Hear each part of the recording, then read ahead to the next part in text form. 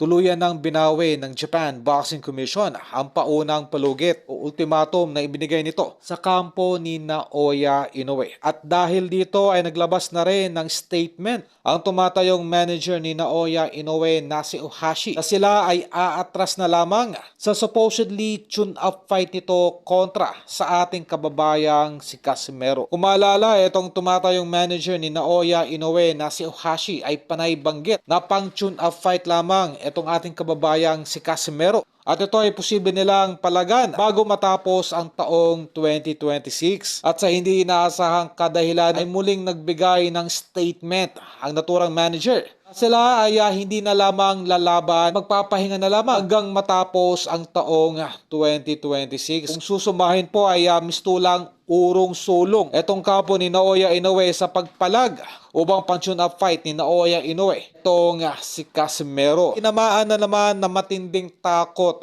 itong kampo ni Naoya Inoue. Labanan itong ating kababayang si Casimero. Kumbaga mas pinapatanda pa nila. Ganun pa man ay hindi na po makakaligtas itong kampo ni Naoya Inoue sa tuluyang pagkawala sa kanyang status bilang Japanese superstar, no? Kung titignan nga naman ay pawala na po itong popularity nitong si Inoue at ating pang idagdag yung pag-back out hindi lamang ng mga big time sponsors at promoters ng Saudi Arabia at ng Amerika, maging ang mga Japanese tycoon mismo ay nag-back out na rin ng suporta dito kay Naoya Inoue. At ating pa idagdag yung bantang binitawan ng 4 major sanctioning bodies at nitong Japan Boxing Commission na hindi sila magdadalawang isip bigyan ng matinding sanksyon itong si Naoya Inoue. Posibleng humantong sa pagkabawi sa mga naturang titulo na hawak-hawak ngayon nitong si Inoue. Sa bago pong inilabas na pamantayan